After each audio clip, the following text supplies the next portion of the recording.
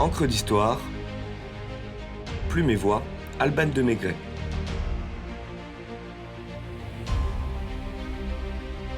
Bertrand du Guesclin, figure majeure de la guerre de Cent Ans.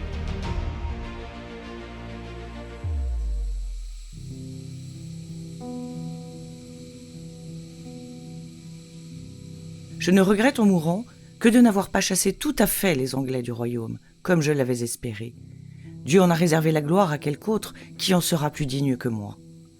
Tels sont les derniers mots de Bertrand du Guesclin, peu avant d'avoir confié son épée de connétable à son ami d'armes, le maréchal de Sancerre, afin qu'il la remette au roi Charles V le Sage, dont il était le fidèle serviteur.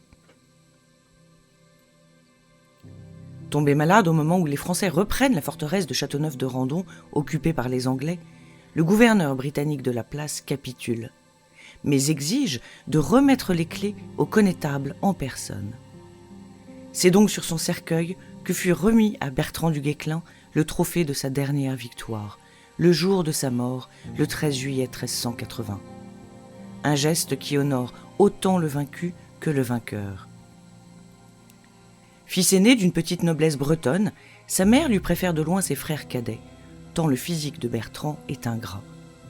Le Trouvère Cuvelier, auteur de la chanson de Bertrand du Guesclin en 1387, en parle en ces termes, je cite « L'enfant le plus laid qu'il y eut de reine à Dinan. » Est-ce cette injustice affective qui éveille en lui une vigueur, une adresse et un esprit belliqueux hors du commun ?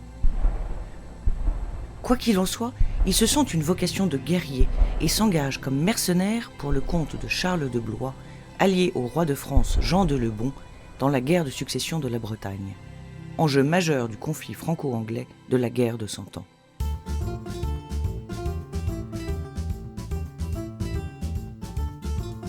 Par sa bravoure et sa ruse, Bertrand enlève Rennes aux Anglais en 1356. Cet exploit lui vaut d'être adoubé chevalier, de gagner le surnom de « Dogue noir de Brocéliande » et d'entrer au service du roi de France, ce que certains jugeront comme une trahison pour sa Bretagne natale.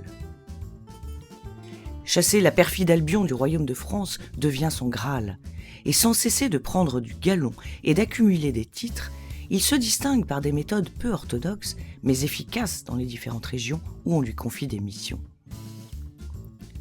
Plutôt que de lancer une grande armée sur un territoire, du Guesclin mise sur de petits effectifs et assaillit château après château jusqu'à regagner des régions entières. Cette tactique digne des commandos modernes permet aux chevaliers de jouer la surprise et de déstabiliser l'ennemi, surtout lorsqu'il recourt à des subterfuges comme celui de revêtir ses hommes de l'uniforme anglais pour ne pas avoir à forcer les ponts-levis, ou encore en détruisant les approvisionnements ennemis.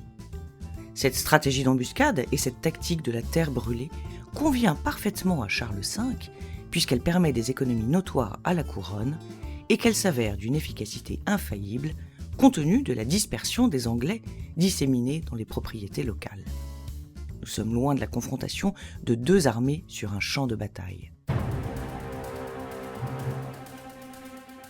Après la Bretagne, l'Aigle de l'Ouest se distingue en Normandie, dans la Saintonge, en Guyenne, en Île-de-France et dans le Poitou, avec même une parenthèse en Espagne au cours de la guerre civile de Castille qui oppose Pierre le Cruel à son demi-frère Henri de Trastamare, que sert notre héros du jour. Bien que fait prisonnier par des Anglais venus prêter main forte à Pierre, du Guesclin paye les rançons pour se libérer, ainsi que ses hommes, et parvient finalement à rétablir Henri sur le trône. Cette victoire lui octroie les titres honorifiques de roi de Grenade, connétable de Castille, duc de Soria et duc de Molina. Le bon connétable, ainsi qu'on le surnommait, a donc gagné sa place de chef de l'armée du royaume par une volonté à toute épreuve et une fidélité sans faille à son roi, qui entérine la devise qu'il s'était choisie, je cite, « Le courage donne ce que la beauté refuse ». Précurseur de Jeanne d'Arc, initiateur d'un sentiment national consistant à la loyauté envers le souverain français, Bertrand du Guesclin meurt d'une fulgurante maladie au cours d'une ultime victoire. Quittant l'Auvergne pour rejoindre Dinan, selon les vœux du défunt, le cortège funéraire est partout acclamé sur son passage, chacun reconnaissant le cercueil de celui qui a chassé l'Anglais de France. Arrivé au Puy-en-Velay, décision est prise de procéder à l'embaumement et la partition du corps. Ainsi, les viscères du chevalier sont déposés sous l'autel de l'église Saint-Laurent du couvent des Dominicains et la procession poursuit sa longue route. À Montferrand, la chaleur estivale laisse pressentir que l'embaumement a échoué. Une pause s'impose et l'on applique la technique du mos teutonicus pour détacher les chairs du cadavre que l'on inhume au couvent des Cordeliers. Une fois au Mans, le convoi en charge des os et du cœur du héros est arrêté sur ordre du roi. Charles V le Sage, qui ne peut se résoudre à se séparer de son fidèle serviteur, désire organiser des funérailles solennelles et lui offrir une sépulture à côté de la sienne à la basilique Saint-Denis.